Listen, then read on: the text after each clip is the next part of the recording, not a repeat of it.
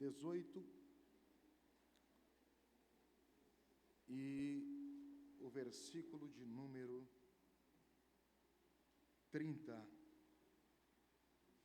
29 em diante. 1 Reis, capítulo de número 18,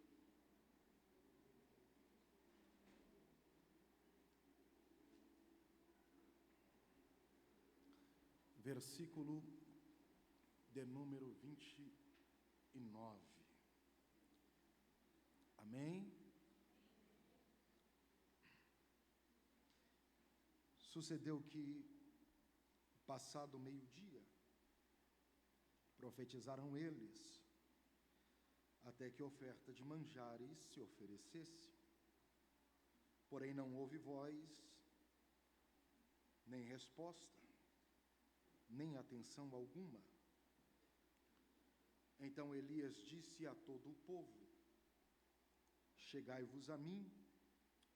E todo o povo se chegou a ele e reparou o altar do Senhor, que estava quebrado. Elias tomou 12 pedras, conforme o número das tribos dos filhos de Jacó, ao qual veio a palavra do Senhor, dizendo: Israel será o teu nome. Com aquelas pedras edificou o altar em nome do Senhor. Depois fez um rego em redor do altar, segundo a largura de 2 medidas de semente. Então armou a lenha, dividiu o bezerro em pedaços e o pôs sobre a lenha, e disse: enchei de água 4 cântaros, e derramai-o sobre o holocausto, sobre a lenha. E disse: fazei-o segunda vez, e o fizeram pela segunda vez. Disse ainda: fazei pela terceira vez, e o fizeram pela terceira vez. De maneira que a água corria ao redor do altar, e ainda até o rego se encheu de água. Sucedeu, pois, que, oferecendo-se a oferta de manjares, o profeta Elias se chegou e disse: ó Senhor, Deus de Abraão, de Isaque e de Israel, manifeste-se hoje que tu és Deus em Israel, e que eu sou teu servo, e que conforme a tua palavra fiz todas estas coisas. Responde-me, Senhor, responde-me, para que este povo conheça que tu, Senhor, és Deus, e que tu fizeste tornar o seu coração para trás. Então caiu o fogo do Senhor, consumiu o holocausto, a lenha, as pedras, o pó, ainda lambeu a água que estava no rego, o que, vendo todo o povo, caiu sobre o seu rosto e disse: só o Senhor é Deus, só o Senhor é Deus. Amém? Por favor, tome seu assento, glorificando a Deus, se possível. Olhe para cá. É um tempo de luto. E esse tempo se dá ao luto porque alguém que ocupava o trono morreu. Uma vez que este morre, dá início a esse tempo que de fato não é um tempo tão agradável assim. Só quem já passou por esse tempo e enfrentou as dores causadas por este tempo sabe o quanto é difícil viver o tempo do luto. Luto este que se dá por alguém que morre. Este que morre não se trata de qualquer indivíduo, até porque a sua ocupação em vida é exercer o governo na nação de Israel. É ele que se senta no trono, delega as ordens, as regras, é ele que lidera, é ele que de fato governa uma nação que tem um povo, cujo esse povo pertence a Deus. Então este que morre em vida ocupava esse trono que conduzia esta nação, que regrava esta nação, que era o chefe no que tange ao governo desta nação, que tinha um povo cujo este povo pertencia a Deus. Em vida, os atos desse que morre não é tão louvável, porque ele é eleito como rei de Israel em uma disputa, porque o rei que ocupava o trono antes dele morre, mas este em vida não anda conforme os preceitos do Senhor, seus estatutos e mandamentos. Tudo que ele faz para irritar a Deus. Suas práticas, suas decisões, seus caminhos, suas atitudes são atitudes tomadas que não vão conforme a vontade de Deus e faz com que Deus se irrite. Isso é muito sério. As atitudes desse indivíduo deixam Deus irritado. Precisa ter coragem para deixar Deus irritado, mas esse deixa. Eu não sei o nível de equilíbrio emocional que esse indivíduo tem a ponto de ser atrevido o suficiente, pastor Eduardo, para deixar Deus, o dono da nação, do povo, irritado. Mas esse deixa. Pois bem, então este morre. Morrendo esse, dá início ao tempo do luto. Uma vez que esse morre, alguém que é filho deste, Acabe, filho de Onri, assume o trono. Ele só assume o trono porque Onri morreu. Se Onri não morre, Acabe não assume o trono. Então a subida de Acabe ao trono só se dá pelo fato de que alguém morre. Se este alguém não morre, Acabe jamais assumiria o trono, porque assumir o trono aqui no que tange a Acabe não é uma eleição. Acabe não é eleita a ocupação do trono, ele só assume o trono porque ele é filho de alguém que morre. Eu vou melhorar isso aqui. O sucesso de Acabe está baseado na morte de alguém. Só foi alguém morrer para que Acabe assumisse o trono. Uma vez que Acabe assume o trono, as práticas de Acabe não são legais. Por mais que uma vez que ele está no trono e ele tem a oportunidade de fazer diferente dos feitos dos reis que o antecederam, ele não faz. Seus caminhos é parecido para pior dos feitos daqueles que o antecederam. Tudo que ele faz para irritar a Deus. A Bíblia diz que ele anda nos caminhos de Jeroboão. Seus pecados irritam a Deus, deixa Deus irritado. E a Bíblia diz que, como se não bastasse, ele faz aliança com uma nação pagã, casando-se com Jezabel. Então o trono de Acabe é um trono corrompido, é um trono que falha, é um trono que não tem equilíbrio, é um trono falível, vulnerável, limitado.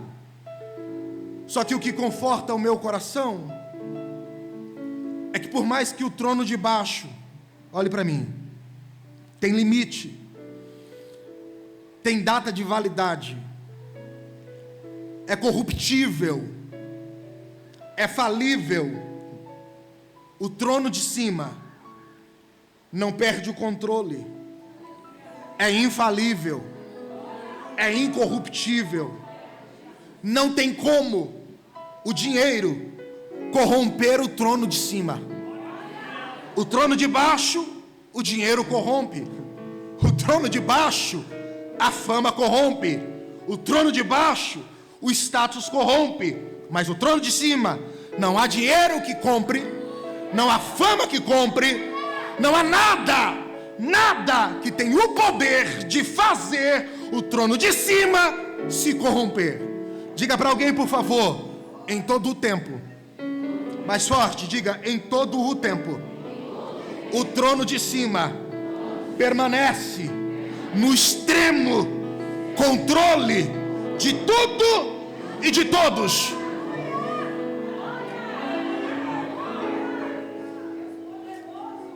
Então, por mais que o trono de baixo é corrompido, está envolvido com a prática excessiva do pecado, e por mais que parece, ao nosso ponto de vista, que não tem mais saída, não tem mais solução, não tem mais jeito, por causa das práticas de quem ocupa o trono de baixo, Deus, que se senta no alto e sublime trono, não perde o controle. O que Acabe faz é tão horrendo, que a Bíblia diz que quando ele se casa, ele traz para Samaria a sua esposa, Jezabel. E quando chega em Jezabel, em Samaria, ele constrói uma casa para Baal. Depois que ele edifica uma casa, na casa ele ergue um altar para Baal. Então ele constrói a casa, ele levanta um altar e ele planta um bosque para Baal. O trono de cima olha o que o trono de baixo está fazendo, então o trono de cima resolve entrar em ação. Como é que Deus entra em ação? Deus fala com um profeta chamado Elias, morador de Tisbe, lugarzinho muito distante, muito pequeno, não aparece no mapa geográfico, mas há quem diga que quando Deus fala com Elias, entre Deus falar com Elias e ele se apresentar a Acabe, leva-se 6 meses. Esses 6 meses é um período que Elias tem para orar. Ele passa 6 meses orando antes de se apresentar diante daquele que ocupa o trono de baixo. Olhe para mim, porque isso aqui é muito sério. 6 meses na prática da oração. Quando ele se apresenta diante de Acabe, Elias vem de um período de oração, irmão. Só quem ora sabe o resultado que isso faz. Eu vou de novo. Antes de Elias se apresentar diante de Acabe, ele passa 6 meses orando. Quantos meses? Orando. 6 meses? Orando. Só quem vive uma vida de oração sabe o resultado que a oração proporciona. Fica imaginando Elias indo falar com Acabe. Elias está cheio de Deus, de graça, de autoridade e poder. Quando ele chega diante de Acabe, ele não tem muita conversa. Ele olha para Acabe e diz: segundo a minha palavra, durante 3 anos e 6 meses não chove, nem orvalho cai sobre a terra. Elias fecha a boca. Quando Elias fecha a boca, a profecia proferida por ele entra em vigor. E uma vez que ela entra em vigor como consequência da prática do pecado proferida por Elias, automaticamente Elias viveria as consequências da profecia proferida por ele, que é a seca. Então, se a terra está vivendo seca, todos os habitantes que estão na terra sofreriam a seca. Só que Deus, olhe para mim, irmão, Deus não abandona os seus. Deus não desampara quem está no centro da sua vontade, porque a terra vai viver seca. Aí Deus olha para Elias e diz assim: Elias, está desse jeito, vai-te daqui. Na nossa expressão popular é vazar. Sai daqui, mete o pé. E de repente, quem sabe, ele pergunta para Deus e diz: eu vou para onde, Senhor? E ele diz: vira-te para o oriente, para o Jordão, e vai para o ribeiro de Querite. E olha o que Deus diz: esconde-te lá. O que é que Deus está dizendo para Elias? Vai para lá e faça de lá um esconderijo, porque eu já dei ordem para que os corvos te sustentem com pão e carne pela manhã, com pão e carne à tarde. E eu amo essa expressão de Deus para Elias, porque Deus não disse que vai dar ordem, Deus não disse que vai fazer, que vai ordenar. Deus disse que já ordenou. Deus disse que já deu ordem. Por que eu amo isso? Porque Deus é assim. Deus não disse, eu vou fazer o milagre. Deus diz, eu já fiz. Não vou abrir, eu já abri.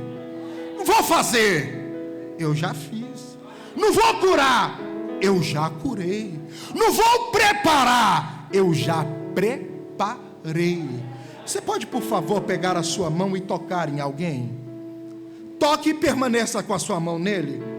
Olhe para ele agora e diz assim, Deus não vai fazer. Deus já fez. Deus não vai abrir. Deus já abriu. Deus não vai curar. Deus já curou.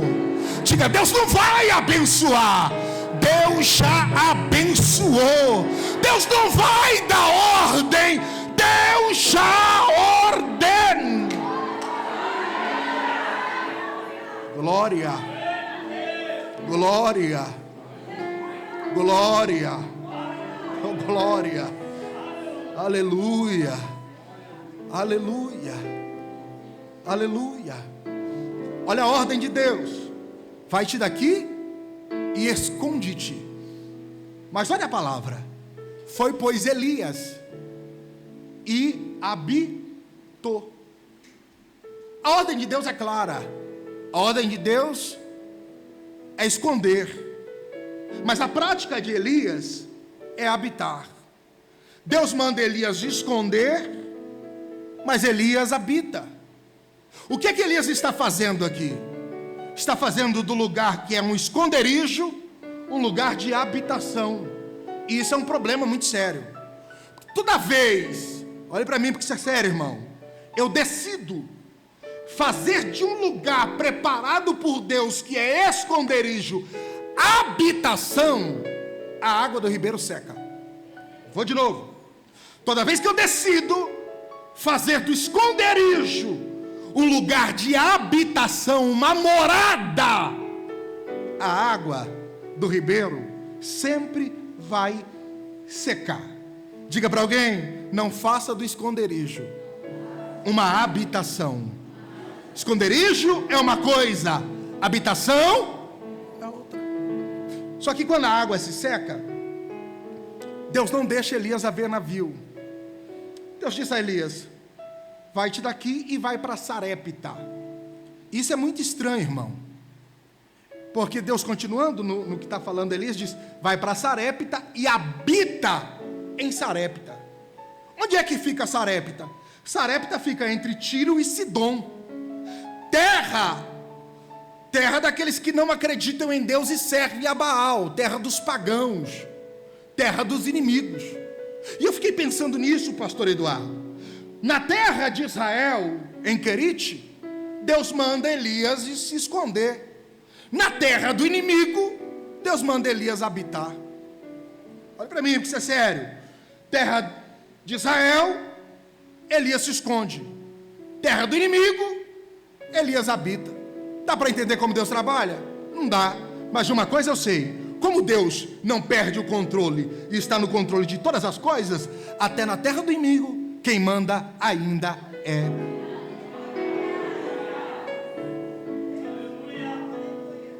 Quem manda lá é Deus.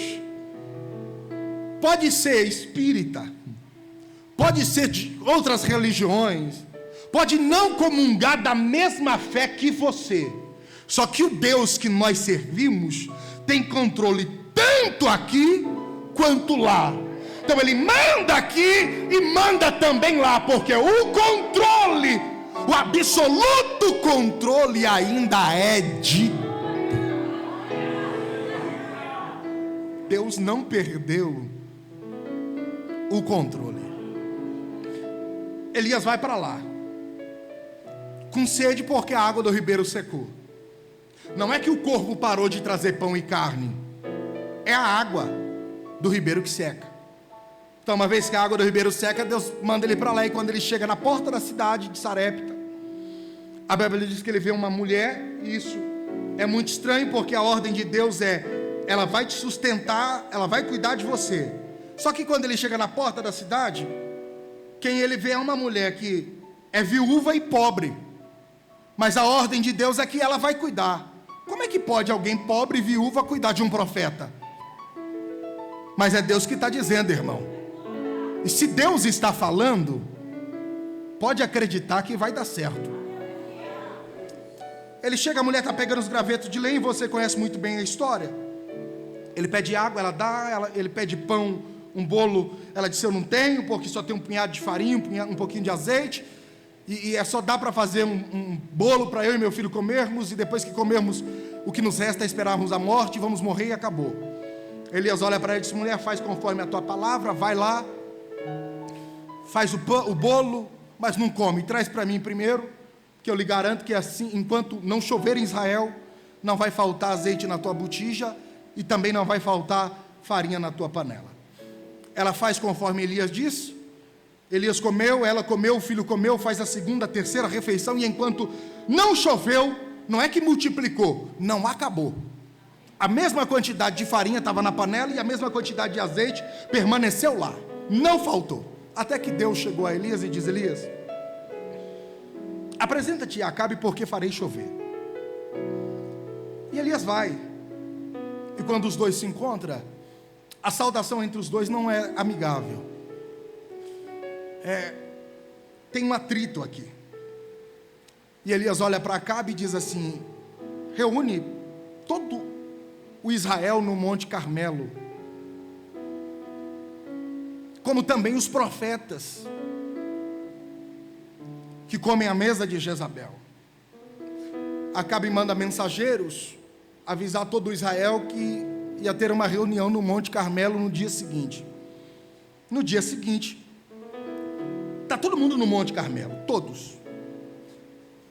Os profetas de Baal, as profetisas de Azera, está Acabe, está todo Israel, e só Elias. Elias, quando chega diante do povo, a pergunta que ele faz ao povo é: por que cocheais entre dois pensamentos? Se Baal é Deus, adore Baal. Se Deus é o Senhor, se o Senhor é Deus, então adore o Senhor.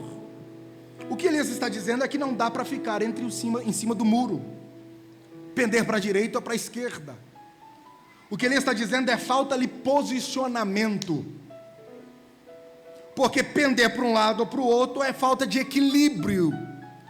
E quando eu não tenho equilíbrio, eu não tenho posicionamento. Não dá para ter posicionamento sem equilíbrio. Elias olha para o povo, olha para os profetas de Baal e diz assim: dê a nós 2 cordeiros, e nós vamos oferecer a Deus, oferecer um culto a Deus, cada um ao seu Deus. E o Deus que responder no culto com fogo será o verdadeiro Deus em Israel. Todo o povo concorda, acha boa esta palavra. É apresentado aos profetas de Baal um cordeiro, a Elias um outro. Isso aqui é princípio de culto. Elias cede a oportunidade para que os profetas de Baal comecem primeiro o seu culto, o ritual. Então eles pegam o cordeiro, parte no meio, põe por cima da lenha, em cima do altar, e começam a oferecer a Baal o seu culto. Vão clamando, vão gritando, saltando, eles se cortam, derramam o seu sangue em cima do altar, e pedem, clamam, gritam para que Baal responda com fogo. E os irmãos sabem muito bem que nenhuma faísca sequer é vista por eles.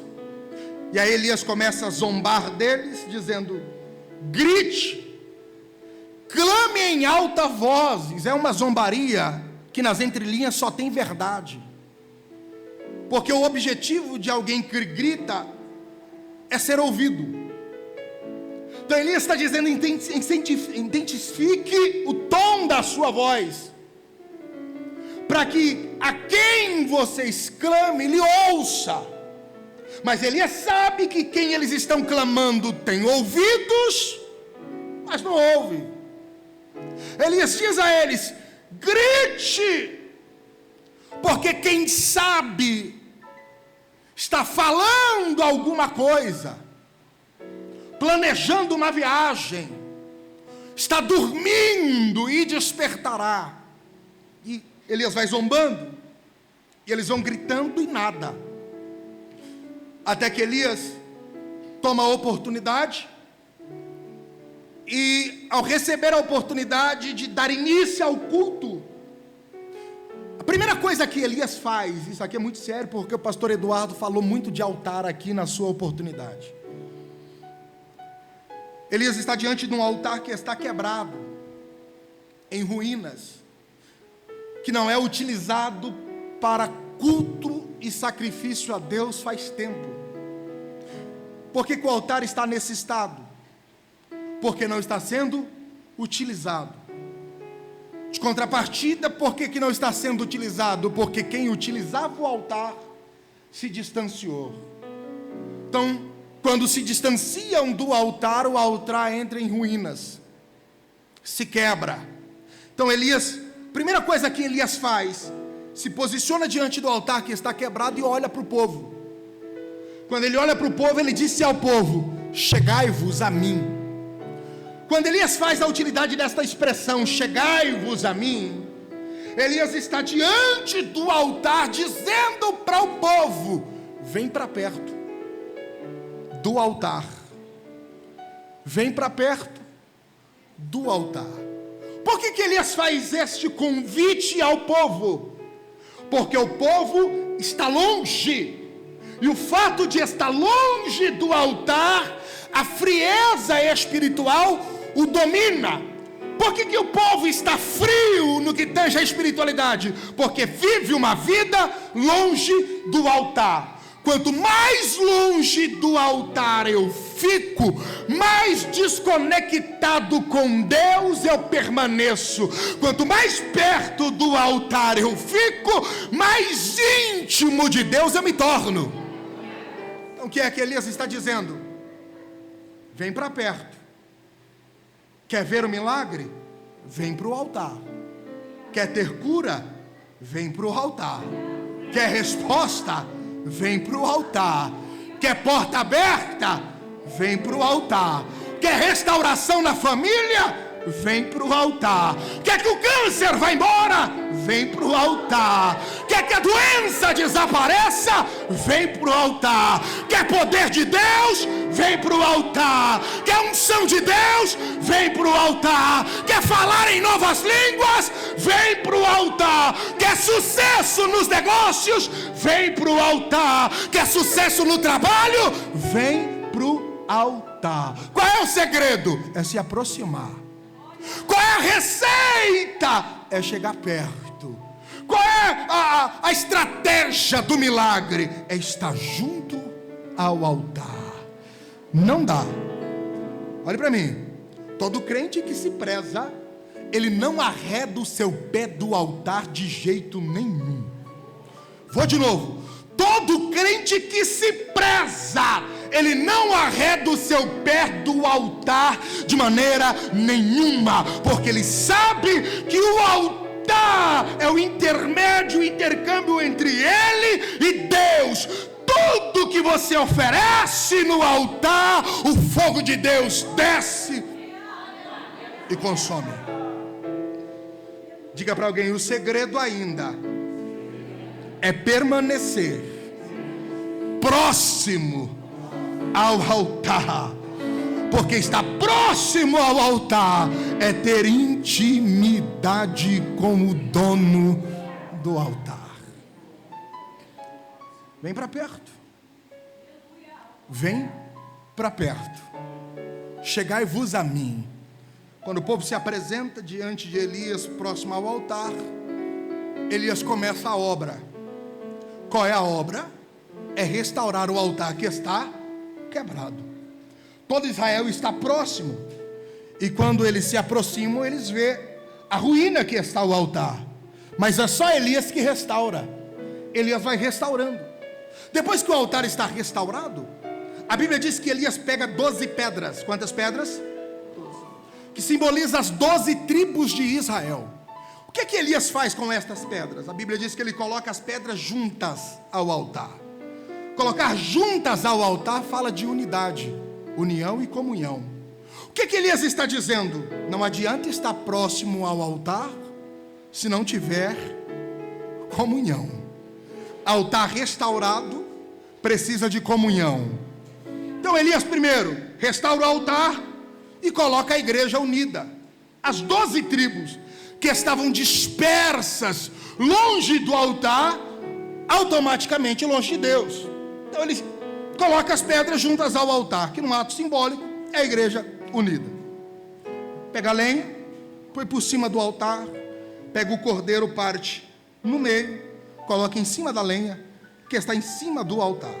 Pois Elias cava um rego, na medida de 2 sementes, que é 2 palmos, em volta do altar. E ele dá uma ordem. Isso me espantou quando eu li. Porque ele olha para o povo está vivendo um período de seca, pastor Eduardo. Não tem água. É uma profecia, consequência de uma profecia. Aí Elias olha para o povo e diz assim: enchei 4 cântaros de água e trazei-me. Primeira pergunta que eu fiz quando eu li esse texto: se Israel está vivendo, a terra está vivendo e padecendo por falta de água, onde é que arrumaram água? Segunda pergunta que eu me fiz ao ler esse texto: o estado que está a nação no que tange a seca é tão crítico que a água nesse tempo passa a ser o bem mais valioso e precioso que o indivíduo poderia possuir. Porque nesse tempo, do que adiantaria ter tanto ouro e morrer de sede? Do que adiantaria ter tanta prata e morrer de sede? Do que adiantaria ter tanto dinheiro, ser bem sucedido e não ter água para beber? O que é que vale mais, o ouro ou a água? O que é que vale mais, a prata ou a água? Você vive sem ouro? Vive ou não? Vive sem água? Vive sem prata? Vive sem água? Vive sem casa? E sem água? Aí Elias olha para o povo e diz: trazei-me 4 cântaros de água. O povo traz. E o que Elias faz com a água que o povo traz? Joga em cima do altar. Porque a água também na Bíblia simboliza vida. Só que ele não faz isso uma vez. Ele pede para buscar por 3 vezes 4 cântaros. Se você fazer uma matemática muito rápida, 4 vezes 3 é quanto? 1 cântaro para cada tribo. 144 litros de água aproximadamente. O que é que Elias está ensinando ao povo? Pega o que é mais precioso, o que tem mais valor, e coloca onde?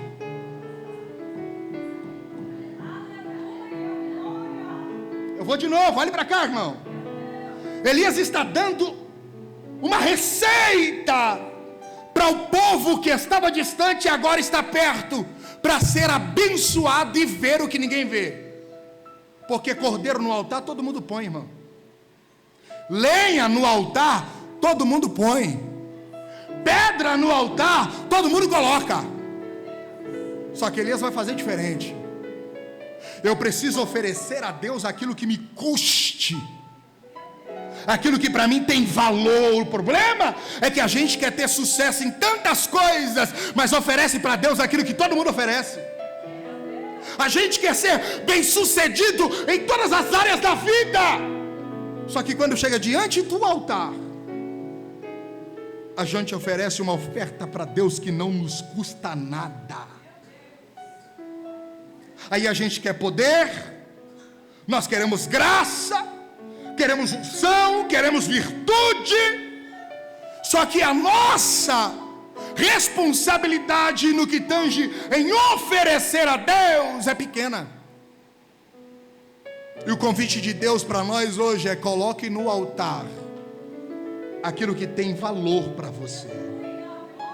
Coloque no altar aquilo que é precioso para você.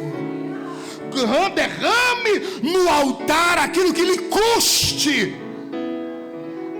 Como diz o hino, tudo que eu colocar no altar, tudo que eu colocar no altar em fervente oração, oh glória. Eu vou frisar isso aqui de novo. O segredo ainda é o altar, irmão. O segredo ainda é o altar. Vou de novo. O segredo ainda é o altar. O segredo da tua família ainda é o altar. O segredo do teu ministério ainda é o altar. O segredo da tua chamada ainda é o altar. O segredo do teu sucesso ainda é o altar. Glória ao nome de Jesus. Glória ao nome de Jesus. Glória ao nome de Jesus. Elias vai derramando a água, e na medida que ele derrama a água encharca o cordeiro, encharca a lenha, encharca as pedras, encharca o pó e enche o rego. Enche o rego. Depois que é colocado diante do altar esse bem tão precioso, que simboliza a vida, quando a vida é colocada sobre o altar, Elias não grita, Elias não pula, Elias não rodopeia, Elias ora. Elias ora.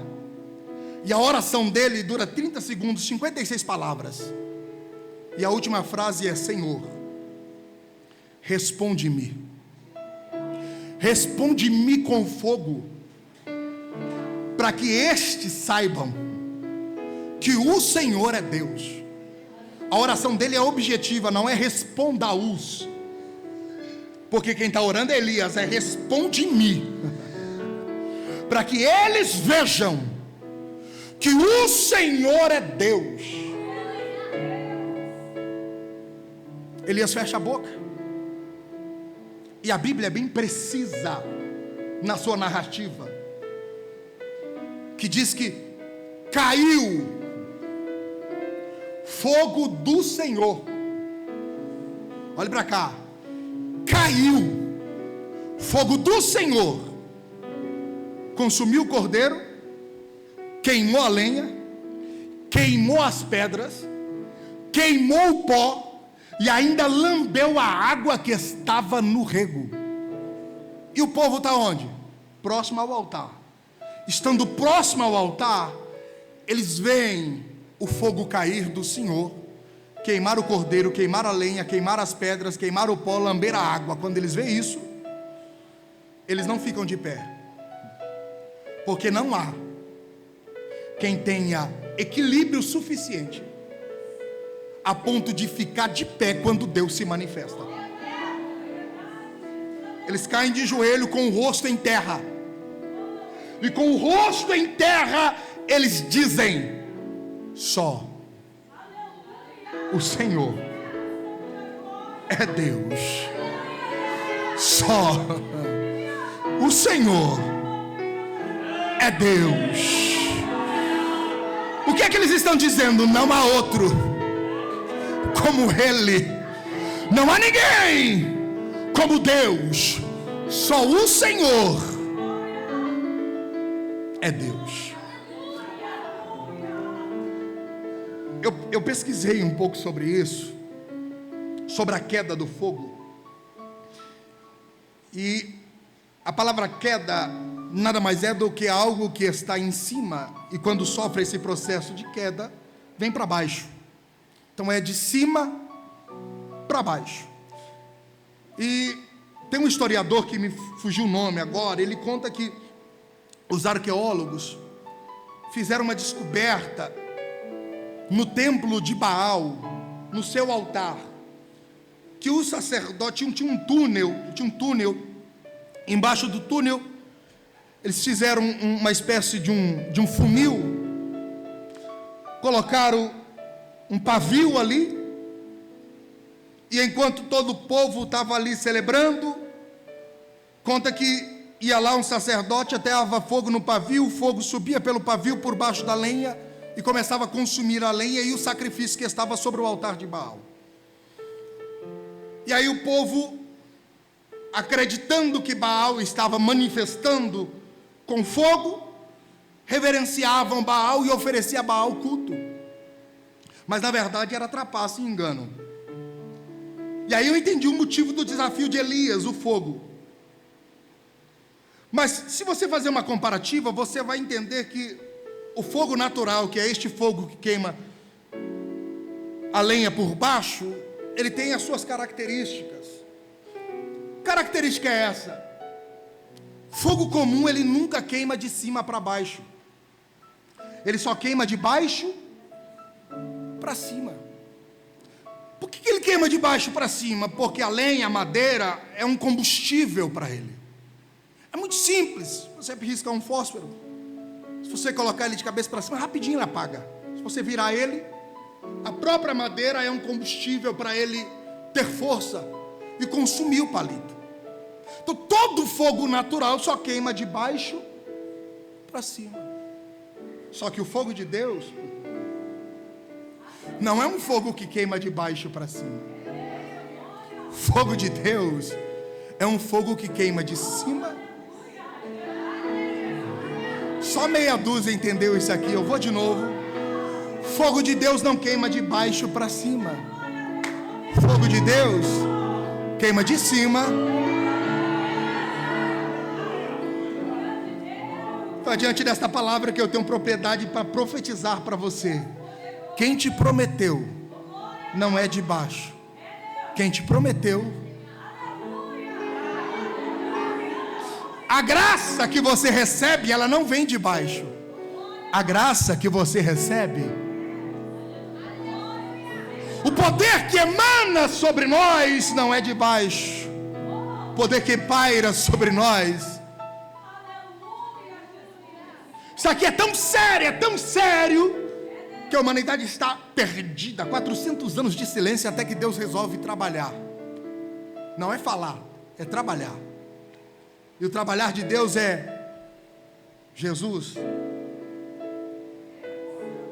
Deus decide enviar alguém lá de cima para morrer por nós aqui embaixo. Quando esse que morre por nós aqui embaixo ressuscita, e antes de se ascender aos céus, ele faz uma promessa. E qual é a promessa? Não vou deixar ninguém órfão. Quando eu chegar lá, eu vou rogar ao Pai, para que o Pai envie o Consolador, para que este esteja convosco todos os dias até a consumação.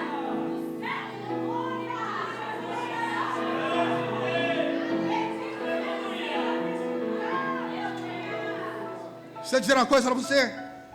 Sabe quem está com você? É alguém que é lá. Sabe quem é que te consola? É alguém que é lá de cima. Sabe quem é que segura nas tuas mãos quando você não tem mais força, está cambaleando de um lado para outro? É Ele.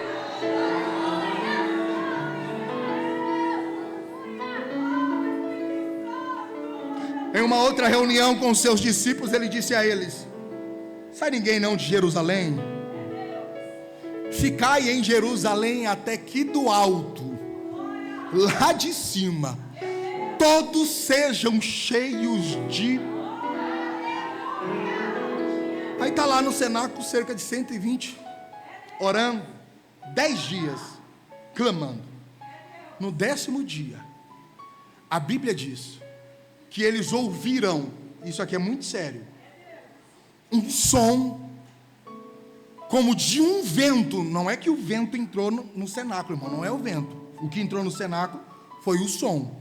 Eles ouviram um som como de um vento veemente e impetuoso, que encheu a casa. O que encheu a casa? Foi o vento ou foi o som? O som. E eles viram línguas repartidas como que de fogo pousar Olha aqui, é alguém de cima pousando sobre cada um deles. Se coloque de pé, por favor, minha hora já foi.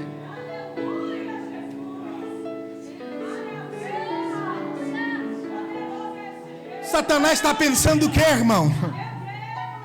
O inferno está pensando o que? Quem anda comigo, quem habita em mim, quem é em mim, eu. E tem mais. Quando essa vida aqui passar, eu vou para onde?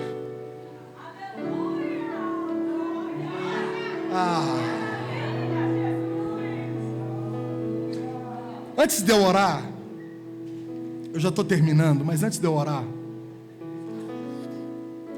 permita-me saber se tem alguém aqui que está afastado. Levanta a mão assim, afastado. Afastado. Eu não digo desviado, porque desviado é muito pesado, irmão. Filho não se desvia, filho se distancia. Tem alguém? Levanta a mão. Só quero te conhecer. Cadê? Afastado?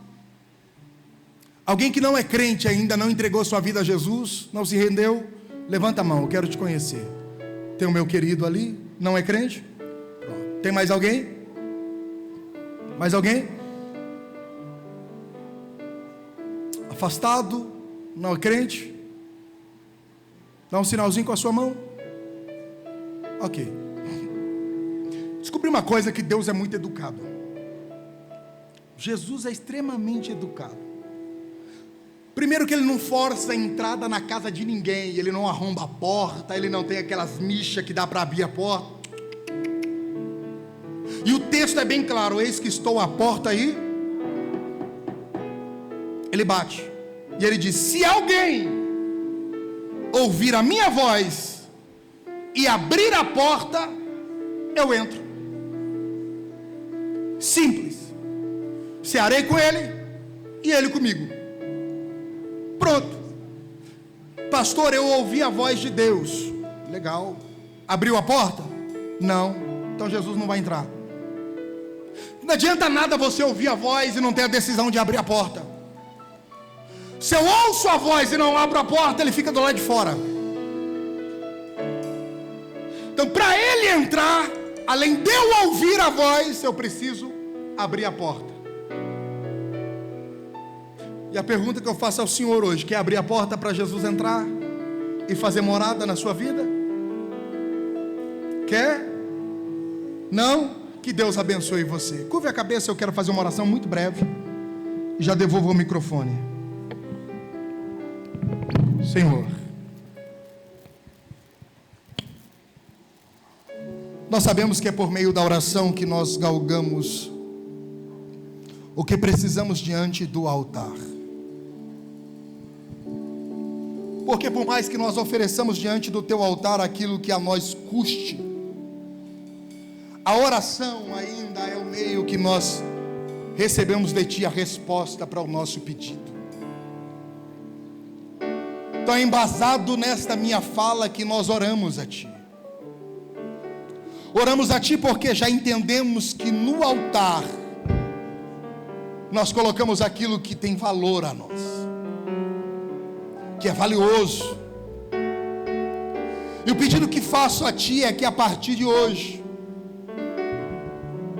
o Senhor nos faça ter um posicionamento diante do teu altar, e que nós não venhamos arredar o nosso pé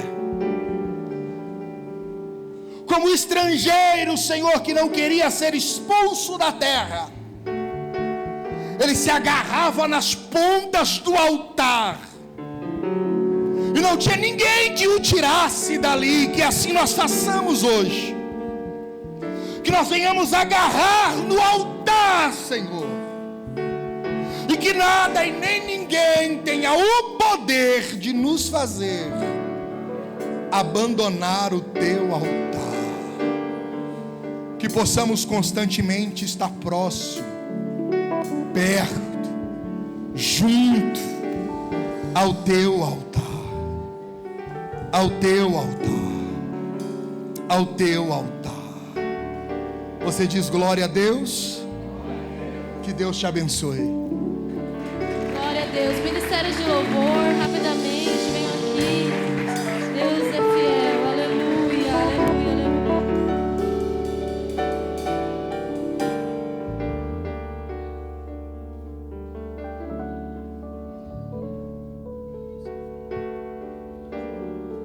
Aleluia. Você que pode, permaneça de pé. Você que pode, permaneça de pé. Porque a vida do crente, ela não é fácil. E se você veio buscar uma resposta de Deus para a sua vida, saiba que a resposta de Deus foi: se aproxime do altar. Chegue mais perto. Chegue mais perto do altar. Sabe por que você precisa chegar mais perto do altar? Porque o inimigo, ele tenta laços e embaraços para te envergonhar. O inimigo, ele tenta todos os dias. E quando ele te afrontar, eu quero te encorajar a virar para ele e começar a falar quem é o seu Deus. Vou falar de novo: o inimigo, ele pode te afrontar. Ele pode falar que não vai dar certo, ele pode falar que você não vai conseguir.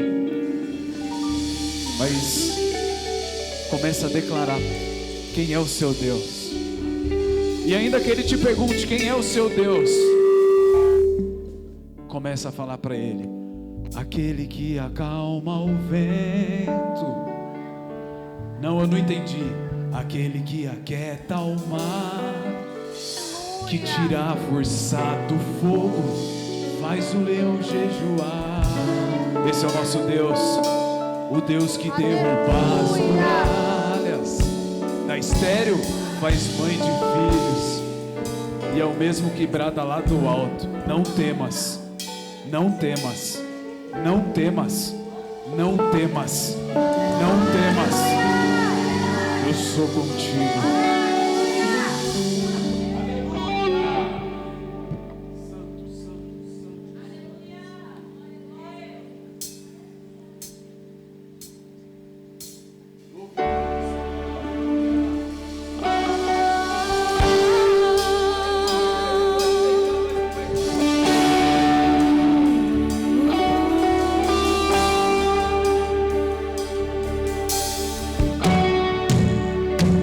aleluia.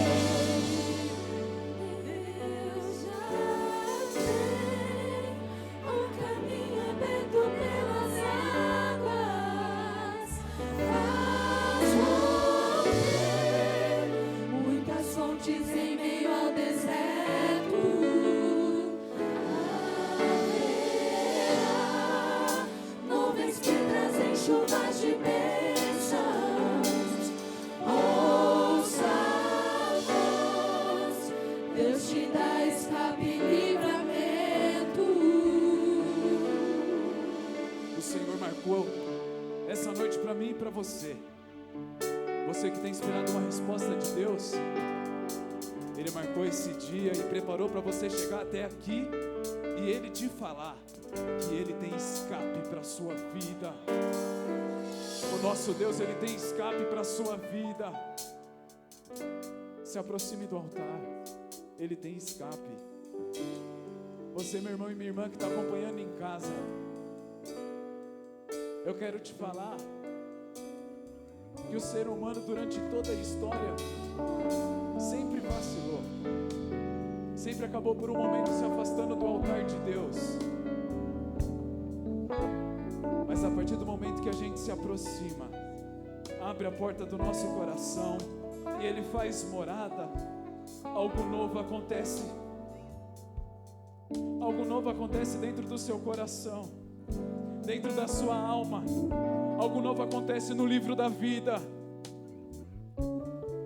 Você que está em casa e quer aceitar Jesus, quer reconciliar com Ele, pode escrever nos comentários: eu quero. A igreja vai estar entrando em contato com você. Se tem alguém que tem ouvido o convite do Senhor, ei, Ele tem escape para a sua vida. Ele marcou essa noite.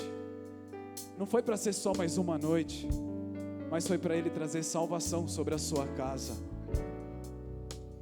Se tem alguém que quer receber o escape de Deus, se tem alguém que quer receber o nome escrito no livro da vida, ainda há lugar, ainda há tempo, ainda há lugar e ainda há tempo. Se tem alguém nessa condição que pensou e quer aceitar Jesus, faça um sinal com a sua mão. Se tem alguém que está afastado e não aceitou ainda a Cristo, não conseguiu voltar, ainda há tempo. Nós sabemos do dia de hoje, mas não do dia de amanhã. Amém? Se não tem, deixe o seu nome nos comentários. Você que está em casa, nós estaremos orando e que Deus vos conceda novas oportunidades em nome de Jesus. As palmas louvam o nome do Senhor.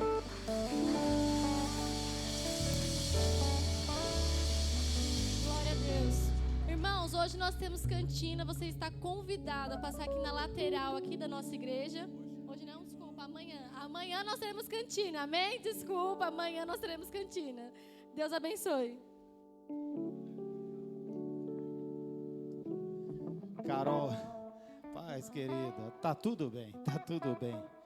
Queridos, só uma correção, é porque chegou uma informação antes para Carol, então ela passou a informação que tinha chegado bem antes, né? Mas chegou uma informação agora, né, Carol? Então, gente, não tem cantina, encerrou, tá tudo ok, não é isso, Eita? Não é isso? É isso? Minha esposa, isso, muito bem. Não tem, e amanhã não tem a cantina, e está tudo certo, fechou hoje, mas está tudo bem, Carol, está tudo tranquilo. Pastor Heraldo, de coração, obrigado, querido, que Deus continue abençoando. Vila Capa, Diaconisa Maria, Pastor Elias, Deus abençoe no nome de Jesus. Parque 120, Deus abençoe toda a igreja. E amanhã pela manhã, né, Pastor Lejan? Amanhã pela manhã, se Deus quiser, teremos aqui o batismo para a glória de Deus. Amém, amados? 8 horas da manhã, Parque 120, Vila Capa, igreja local, por favor, 8 horas da manhã, esteja aqui, estaremos orando e vai ser bênção para a glória de Deus. Amém, amados? Está chegando aviso? Então, vem com aviso para cá, glória a Deus.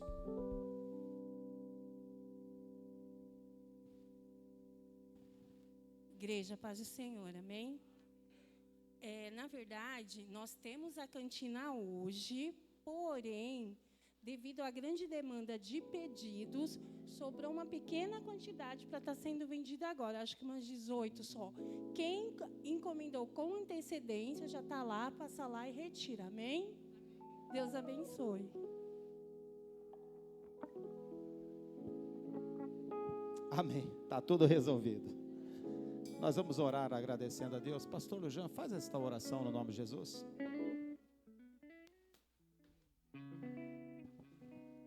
Glória a Deus. Oremos, igreja.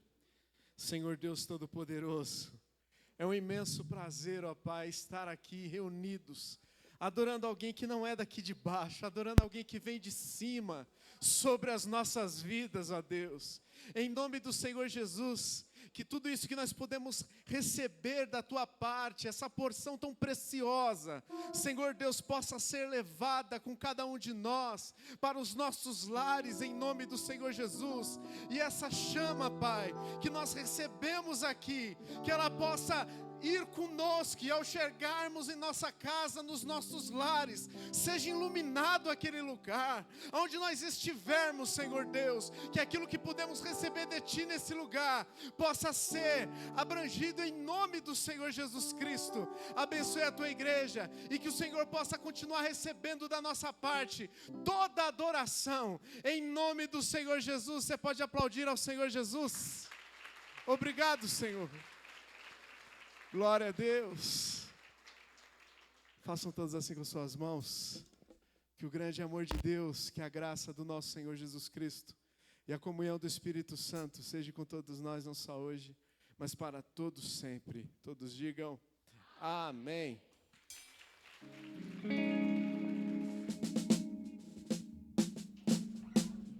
E amanhã tem mais, hein? Não se esqueçam de convidar o seu vizinho, o seu amigo. Glória a Deus. Tu és Senhor, digno de louvor. Aleluia. Tu és Senhor.